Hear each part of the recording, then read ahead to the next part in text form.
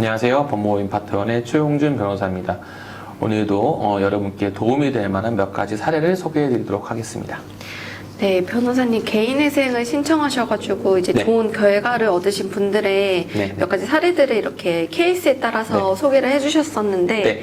이번에 좀 눈여겨볼 사례가 네. 있다고 하시더라고요. 저희가 몇 번 계속 이제 케이스를 어떻게 살펴보는 그런 시간을 갖고 있죠. 근데 이제 뭐 그때마다 뭐 하나의 특색이 있는 요건 요런 사례, 요건 요런 사례 이렇게 했었는데 오늘은 그동안 이렇게 했던 것들이 좀 종합적으로 복합된 사례들을 그러니까 사건 난이도로 따지면 상당히 어려운 네. 것들이죠. 그래서 오늘 첫 번째로 말씀드릴 사례의 특색은 그러니까 사업이시면서 가상화폐 투자 실패도 있고 또 부부 공동으로 개인 회생을 같이 진행하실 사례입니다. 그러니까 요 별개의 테마에 대해서는 제가 각각 사례 소개해드렸는데 이렇게 세 가지가 모두 중복된 사례는 좀 이렇게 특이한 경우여서 한번 제가 오늘 말씀드리도록 하겠습니다. 언뜻 이야기만 들어봐도 쉽지 않았을 어렵죠? 거라는 생각이 드는데요. 소개 좀 어렵습니다. 해주시죠. 사실 어렵다고 잘 아는데 어려웠습니다. 네. 그래서 제가 하나하나 좀 이렇게 카테고리별로 말씀드릴게요. 네, 일단 사건은 수원회생법원 관할 사건이었고요. 당사자인 부부분들께서는 40대 부부분이셨습니다. 간단히 그 인적사항 먼저 말씀드리면 40대 부부시고 그리고 또 총 채무액이 남편분이 1억 8천 정도 있으셨고 아내분이 7,500만 원 정도 있으셨는데 두 분이 같이 이 대형 쇼핑몰 안에서 매장을 운영하셨어요. 그래서 이 채무 원인이 이 생활고도 있고요. 그 사업 적자로 인한 채무, 그러니까 코로나 때문이죠. 코로나 때문에 매출이 급감하니까 그런 적자가 있었고 주식 투자도 있었는데 이게 아시겠지만 대형 쇼핑몰 같은 데서 그냥 입점할 수 없어요. 들어갈 때마다 또 뭐 보증금 내야 되고 또 나올 때 또 반환 받고 뭐 이렇게 되는데 이게 또 쇼핑몰 같은 경우는 이렇게 우리가 아파트나 뭐 월세, 전세 살 때는 뭐 1년, 2년 연단이잖아요. 여기가 좀 월 단위로 계속 보증금을 내고 다시 보증금 돌려받고 다른 쇼핑몰 가고 이래가지고 좀 그러면서도 근데 코로나 때문에 매출은 급감하고 하니까 계속해서 좀 채무가 많이 늘어나신 것 같아요. 거기다가 이제 부가가치세 한 대략 1,000만 원 정도랑 건강보험료도 한 3,400만 원 정도 미납되신 게 있으셔서 당연히 이건 먼저 갚아야 됩니다. 다 우선 변제돼야 되는 부분이 있어서 이런 원인으로 인해가지고 이제 부부분께서 함께 회생을 신청하시게 되셨습니다.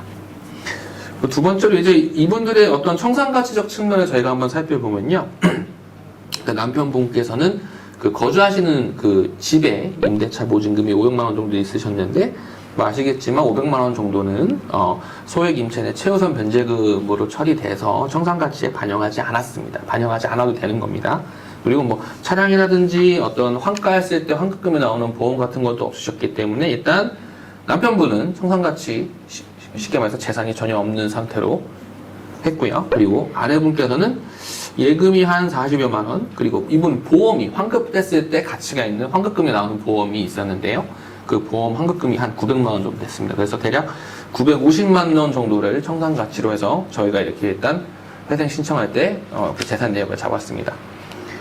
그리고 이제 진행해서 간단한 특이사항은 채무가 1억이 넘기 때문에 수원회생법원 같은 경우 채무 금액이 1억 원이 넘으면 외부 회생위원회 선임합니다. 그리고 이제 부부분께서 같은 날 동시에 개인회생 신청서를 접수하셨다.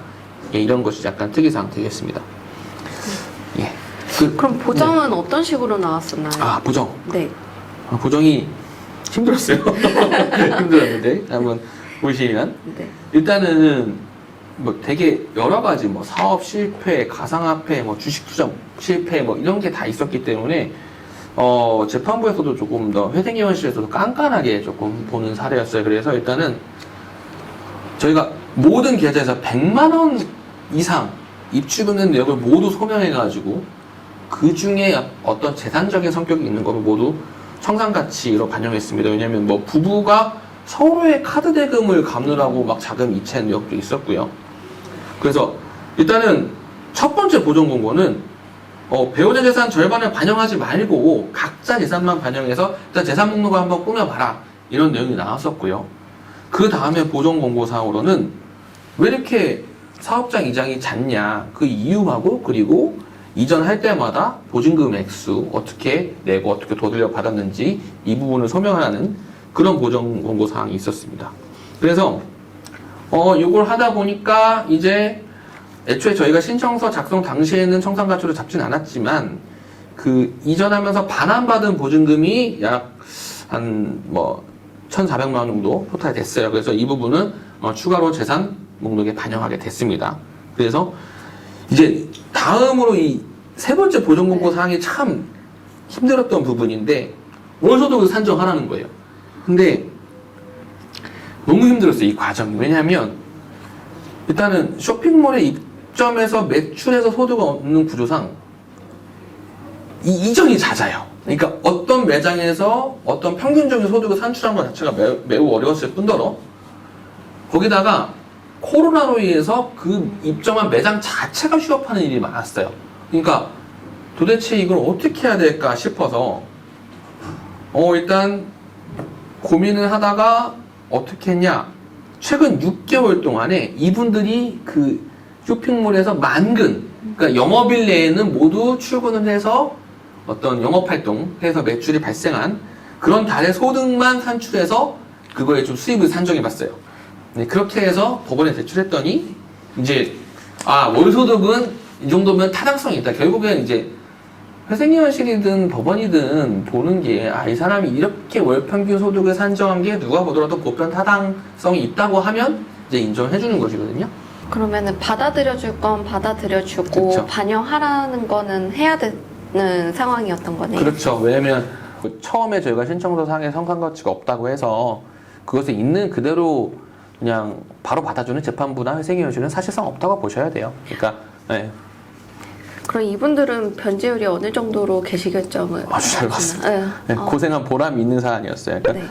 남편분께서는 월 약 50만 원씩 대신에 이분은 이제 너무 그게 안 나와서 36개월이나 60개월로 갔거든요. 그래서 약 50만 원씩 60개월에서 총 채무 한 1억 7천여만 원 중에 한 1억 한 4천만 원 탕감 받으셔가지고 변제율 18%로 변제액 인가를 받으셨고요. 아내분께서도 비슷하게 월 50만 원씩, 이분도 36개월은 좀 힘들었어요. 평상가치가 조금씩 높아지면서 이게 36개월은 도저히 이게 나오지 않기 때문에 그래서 3, 4개월 해가지고 총 채무 한 7,500만 원 중에 4,800만 원으로 탕감받아서 변제율 32%로 인가를 받았습니다. 과정을 들어보니까 얽혀있는 문제가 많아서 정말 쉽진 않아 보이는데 네.